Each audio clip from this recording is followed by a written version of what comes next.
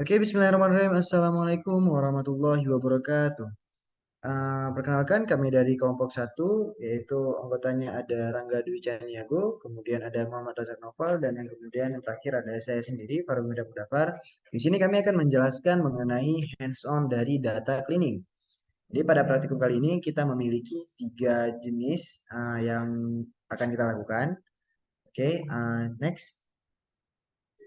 Banyak tambahan kemudian next. Nah, sebelum kita masuk ke data cleaning itu sendiri, kita di sini menggunakan tiga buah dataset. Yang pertama yaitu BL Flickr Image Books.csv, yaitu berbentuk table, data tabular yang bisa diakses. Kemudian University Towns.txt, data berformat rich text format yang bisa diakses juga. Kemudian Olympic.csv, sama seperti yang pertama yaitu data dalam bentuk tabular. Next. Nah, untuk bagian pertama yaitu data untuk dataset satu merapikan data itu akan dijelaskan oleh teman saya Razak. Pak Razak, saya persilahkan. Baik, terima kasih. Pertama, pada percobaan pertama kita mencoba merapikan data. Jadi data yang digunakan pada praktikum pertama adalah BL Flickr Image Book.csv. Pertama yang kita lakukan ialah mengimport modul. Pertama, kita import modul Pandas, ASPD, lalu import NumPy, ASNP. Lalu karena kita menggunakan Google Colab, kita menggunakan kita from Google Colab, import file, lalu kita masukkan file yang kita upload. Next. Yang kedua, kita melihat datanya di mana kita membaca data set yang ada, di mana kita membuat variabel df sama dengan pd read csv, di mana kita panggilkan datanya tadi bl flick image book.csv. Lalu untuk menampilkan datanya kita menggunakan perintah df .head, di mana dia akan menampilkan data dari tabel yang paling atas. Pertama kita lihat di sini ada banyak sekali tabelnya seperti identifier, edition statement, place of publication, date of publication, publisher, title, author, contribution, corporate author, corporate contribution, former owner, engrave, dan issue type. Next. Jadi selanjutnya kita menggunakan perintah drop, di mana kita drop kolom yang tidak diperlukan atau kolom pada data yang teratas. Yang kita rapikan di sini kita menghapuskan tabel-tabel dari data yang tidak perlu menggunakan perintah drop. Di sini kita menggunakan drop sama dengan edition statement, corporate author, corporate contribution, former owner, engrave, contribution, issue sales type, dan self mark. Jadi yang dimasukkan ke dalam top drop ini nantinya akan kita hapus. Selanjutnya kita gunakan perintah df dot drop, lalu perintahnya top drop tadi kita masukkan in place true ini sama dengan memasukkan nilai atau menggantikan nilai yang ada pada data tadi, dan aksis itu sama dengan nilai kolom. Lalu untuk menampilkan data yang sudah dihapus tadi kita gunakan perintah df-head. Lalu keluarlah data ini. Jadi the edition statement, corporate author, corporate contribution yang sudah kita hapus sebelumnya nggak akan nampak lagi. Di sini cuma nampak identifier, place publication, date publication, publisher, title author, dan flick URL. Next. Jadi selanjutnya kita cek apakah data pada kolom identifier adalah data yang unik atau tidak. Lalu untuk mengeceknya kita gunakan perintah is unique. Jadi perintah lengkapnya tuh kita panggil tadi df, lalu kita masukkan kolom identifier di mana kita gunakan perintah ya is underscore unique. Lalu keluar nilainya itu mengatakan bahwa nilai identifier ini memiliki nilai yang unik atau nilai yang berbeda-beda untuk setiap barisnya. Lalu kita membuat identifier tadi menjadi indeks dan menampilkan data frame setelah set index, di mana kita memanggil df.index, kita masukkan kolom atau panggil data dari identifier, lalu kita tampilkan. Keluarlah nilai dari identifier tadi ini pada kolom, ini keluarnya dua identifier, ada nilai 206, 216, 218, 472, dan 480. Next.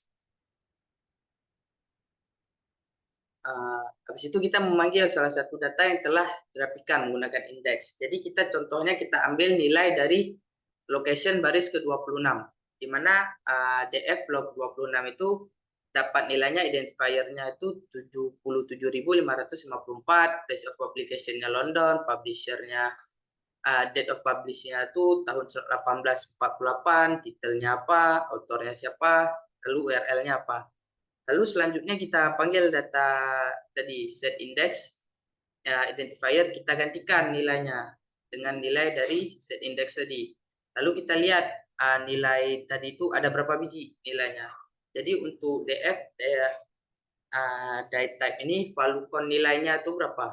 Valuecon. Jadi keluarlah objeknya tuh ada 6 dan tipe datanya tuh integer 64. Next. Lalu kita menampilkan 10 data pertama untuk data dari waktu publikasi dalam data frame.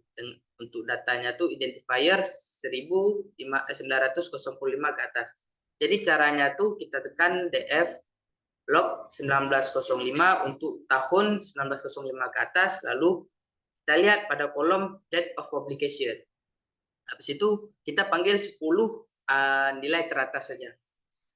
Jadi didapatkan nilainya date of identifier 1905, keluarlah data ini, date of publication dengan tipe datanya objek. Lalu kita pasang variabel regex tadi. Karena kan kita lihat pada kolom tadi di atas itu banyak waktu publikasi pada tahun 1905 itu ada 1088. 1929 itu ada 1839, lalu ada koma-komanya nih, kan nggak rapi data. Jadi kita pakai variabel regex tadi, variabel regex sama dengan r tanda petik dalam kurungnya tuh slash d 4. Ini fungsinya tuh untuk menghilangkan tanda-tanda koma tadi sehingga datanya tuh jadi lebih rapi pada tahun publication-nya. Jadi habis itu kita buat variabel baru xtr sama dengan df date of publication, kita panggil lagi data date of publication, kita pasang dia bahwa itu strings extracts, masukkan nilai regex tadi dan kita gantikan dengan expand sama dengan false. Lalu kita tampilkan data xtr tadi, kita panggil data paling atas. Lalu keluarlah identifier-nya nih. Jadi yang tadi tahunnya itu ada koma-koma itu hilang semua koma-koma. Misal kayak pada tahun 1929 kan ada 1839, 38-54. Jadi udah kita panggil tuh pakai regex ini dia hilang. Next. Oke, selanjutnya akan dijelaskan oleh teman saya. Oke, baik. Di sini kita melakukan pengecekan tipe data, yaitu dengan cara di sini ngodingnya yaitu def data publication sama dengan pd to numeric extract gitu. Lalu kemudian di yang bawahnya df data publication dot d type. Nah, kemudian nanti di sini akan keluar bahwa tipe datanya itu merupakan float 64. Nah, lalu kemudian kita melakukan penyembelahan dari date of publication dan membaginya dengan panjang data. Nah, lagi kita kemudian kita membuka date of publication, kemudian kita mengetikkan codingnya is null, sum sama garis miring dibagi dengan panjang, maka kemudian di sini akan muncul hasil yaitu 0,022 dan seterusnya. Nah, kemudian yang ketiga yaitu mengecek dalam kolom place of publication yang membuat kata London. Jadi dari file yang place of publication ini kita mencari kata London dengan cara sama dengan pub str.contain London, London sama dengan 5. Nah, jadi di sini didapati bahwa ada 5 identifier dengan kata-kata London. Next. Nah, kemudian di sini mengecek di dalam df publication yang membuat kata Oxford. Nah, jadi di sini caranya yaitu Oxford sama dengan pub str contains Oxford. Nah, kemudian yang kedua menampilkan hasil df yang telah dipilih. Nah, itu kita tinggal mengetikkan yaitu df publication sama dengan np where London dengan kata-kata string London di mana ada London. Nah, maka kemudian kita minta di print out kan gitu. Maka akan keluar hasilnya yaitu verification DTP float 64. Next. Untuk bagian ini akan dijelaskan oleh teman saya yaitu Rangga.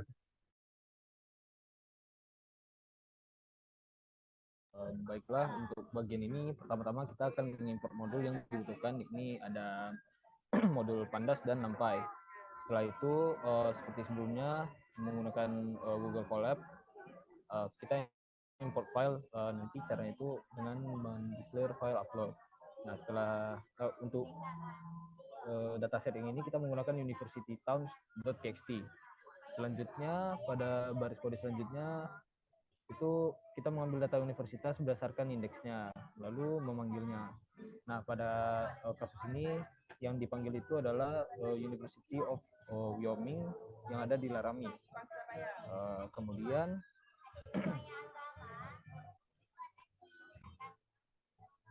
kemudian kita melakukan framing data sesuai kolom yang ditentukan untuk menampilkan data teratasnya. Nah, untuk framing datanya di sini kita menggunakan pd.dataframe, kemudian memasukkan ini university towns, kemudian untuk kolomnya yang dipilih itu adalah state dan region name. Jadi ketika data frame-nya ditampilkan nanti, yang muncul itu adalah state dan region name-nya saja. Kemudian untuk yang kedua tuh membuat fungsi yang mengembalikan data yang tidak diperlukan. Nah, dalam kasus ini data yang tidak diperlukan itu data dalam kurung biasa dan dalam kurung siku, yakni Universitas of Wyoming dan yang 5, angka 5 itu. Kemudian setelah di return, kemudian si data frame tadi dipanggil kembali setelah diproses oleh kode sebelumnya, maka akan menghasilkan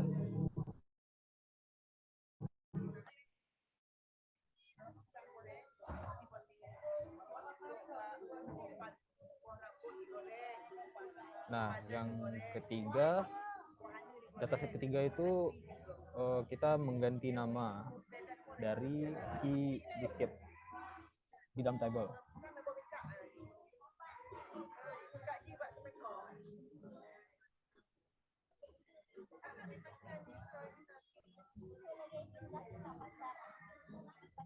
Nah, untuk yang pertama sama seperti sebelumnya, kita import modul, lalu kita melakukan upload file. Nah, setelah kita upload file, kemudian kita akan membaca file CSV-nya, yakni untuk olympics.csv dengan header-nya 1. Kemudian untuk data-data teratasnya ditampilkan seperti hasil yang telah ditampilkan pada slide. Ada Afghanistan, Algeria, Argentina, Armenia, dan Australasia. Yang mana di sini untuk header dari tabelnya ini masih random, namanya masih acak, tidak jelas. Kemudian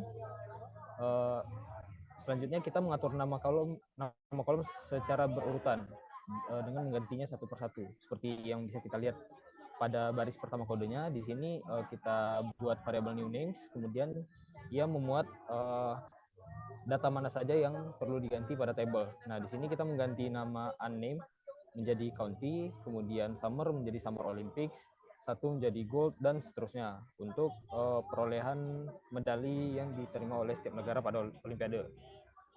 Nah, selanjutnya akan saya kembalikan kepada moderator. Baik, mungkin sekian dari kelompok kami. Lebih dan kurang kami mohon maaf. Wassalamualaikum warahmatullahi wabarakatuh.